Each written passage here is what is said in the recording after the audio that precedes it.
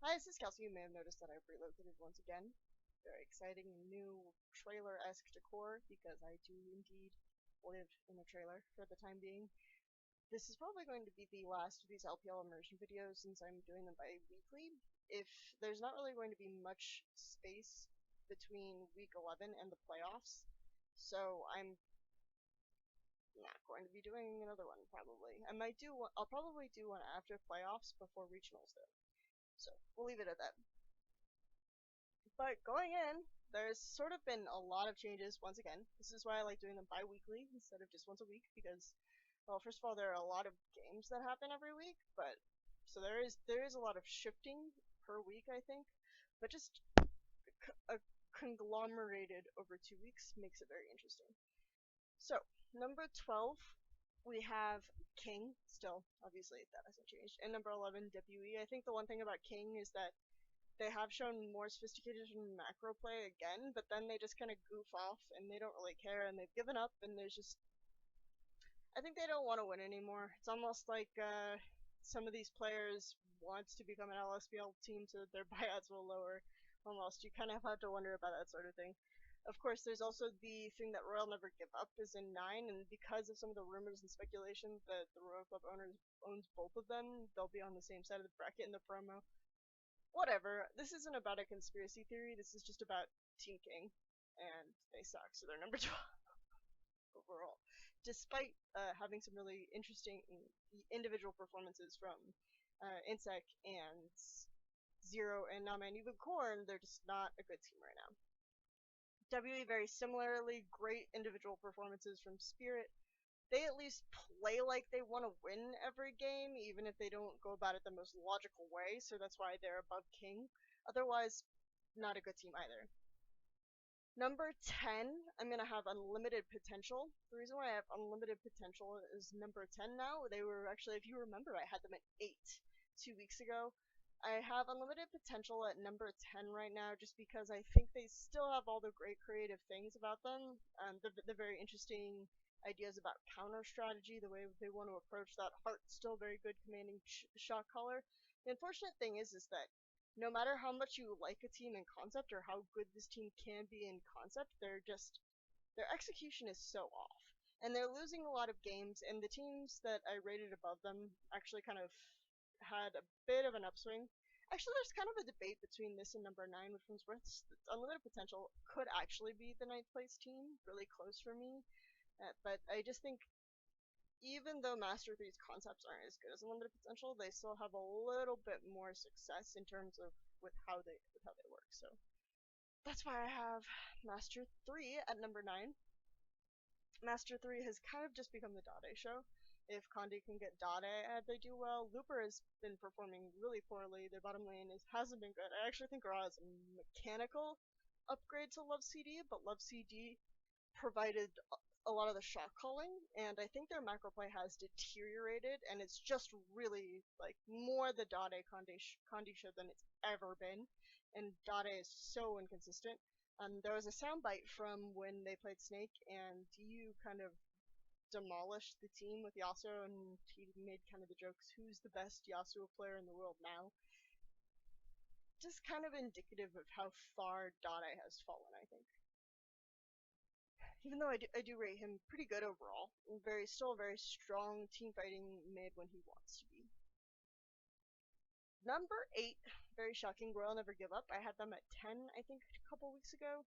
They, this week alone, had a very huge upswing in terms of being proactive. I think they're taking advantage of a lot of these teams like Invictus, like Chagu, and even Snake that are maybe not ready to proactively punish you early as much so as Royal are. And they actually look like kind of like the king of the off season a little bit, where they're just much more about these coordinated roams and their vision improved a lot. So it's nice to see that kind of diving, that kind of coordination again a little bit, but it's still just very unmolded, very raw. They ended up going 4-2, and they had a pretty difficult schedule. They played Snake and Invictus Gaming. I can't remember the Chaogu, yeah. So they managed to win 4 of the 6 games, and they even 2-0'd Snake, which is really good considering how high up I rate Snake this week. So, looking pretty nice. I don't think they'll actually make playoffs, just because I think that Master 3 are okay, and I don't know, it's hard to call. I'm not sure if Royal will make playoffs or not, but I think they deserve to, is kind of where I'm going with this. Number 7, Invictus Gaming. They fell even more, which might be weird to some of you because they've had some good performances. I think the thing about Invictus Gaming is they're still very reliant on Zitai showing up, and he's improved in that respect. I think he's actually had some really crazy carry performances, but when he doesn't exert that early pressure the team relies on, they just try to scale out too much and they fall behind. And I think that RNG figured that out in game 2 and they took advantage of that. I think that against the stronger teams with better top laners, they won't be able to get away with that at all. So I don't think that they deserve to be high up, but at least now they have kind of a concept, or they have some things that work for them. Number 6 is OMG. I think I rated OMG 5th, so they haven't fallen that much. The reason why OMG is down here is let's just get this off my chest, is that again, Xiong, small champion pool, really inconsistent in that regard. Leveling, I think, just Leveling and Cool so reliant on each other. Leveling, I think, is pretty Gragas reliant right now. I think this will change when more aggressive junglers like Elise start showing up again. I think he could try to go back to Lee Sin, even though it burned him really hard last fight, just because there's less of a gold suck. So he could kind of take more of that gold on his own and try to do the old duelist thing, especially if Cool continues to have better performances. Cool, I think, finally learned his ear. Unfortunately, Yasuo was back in meta, and he played it in the show match against IG at Shiny Choi, which really unfortunate. Cool, very stubborn player.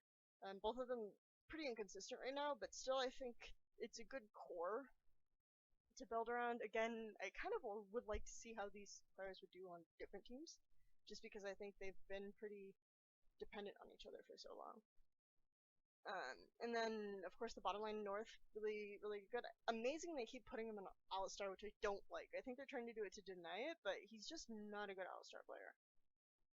So there's just weird drafting, just weird things going on this team. When they can get something to work, they look really good, but it's almost as if there are a few things that can go wrong, but they tend to, you know.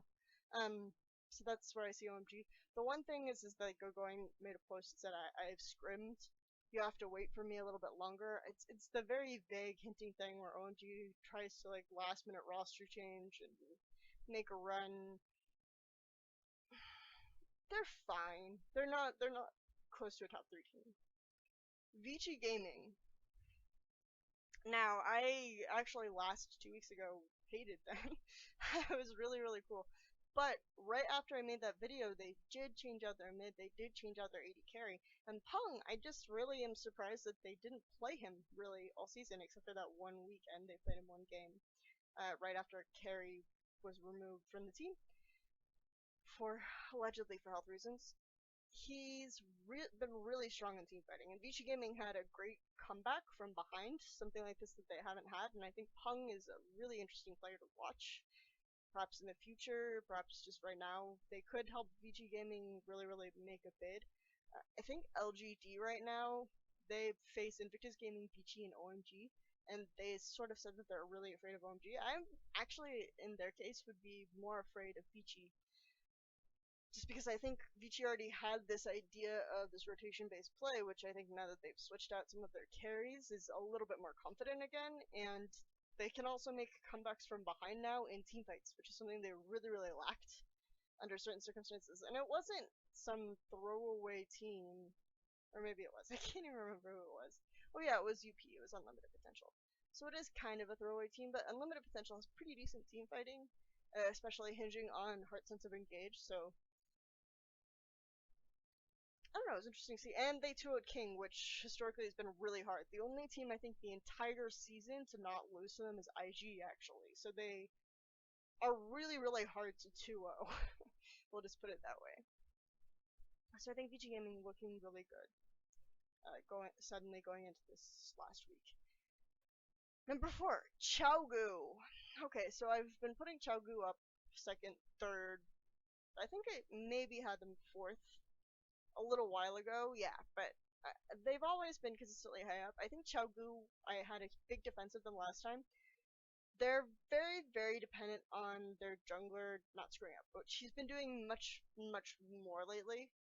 He had a really bad week. Just Swift, all sorts of questionable movements on Gragas, on Lee Sin, on Nidalee. So it's not just like these really squishy champions, right? But the thing about Chogu is that they have a bunch of things they can bring to the table. They have like the tank mid. People have been saying B has a limited champion pool, but I think there are at least 4 champions that you can play and be really good on, which you don't really need more than that. And so it's not like a Baka situation where he literally plays like one champion really well. Then you have the Swift's questionable engage. The entire team kind of has to play around this do or die type jungler, which is their biggest problem. And then Doinby's just probably been the most solid player all split. TCT TNT really miss playing those laning phases though. I said before that I think TNT is probably the strongest AD carry in the league right now, but I think he's kind of had some issues with laning phase and his synergy with TCT lately. I'd like to see them work on that and make a better bid. I think that if they ever do match up against Snake, it's going to depend so much on whether or not they can get a lane swap. So, that's where I'm going with them, and that's why I'm placing them fourth for now, because I think just that one thing where they might have an advantage isn't enough to overcome Snake. Number 3 is Snake. Yes, they have looked really good these past couple weeks. Yu has been stepping up really crazy. Looked really amazing. He's now 3rd in the standings for MVP points, so he's had a really good couple of weeks. Flandra also had a really good couple of weeks. His early laning has been less foolhardy. He's just been like really much more controlled and dominating, though he still does the crazy dives and the weird stuff that could go terribly wrong.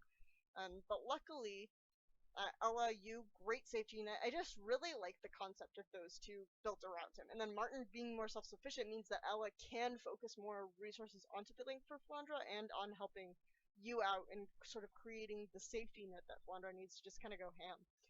And ZZR has been showing a little bit more consistency in the early game, shoring up some of their weaknesses there in terms of early pressure. So in standard lanes, their standard lane play has it's so good. They can snowball like crazy off standard lanes. I think in the past couple weeks they've been lane swapped on 3 times, or they've been in lane swapped 3 times. They've had one good one against Vici, but I think Vici had like a bad draft.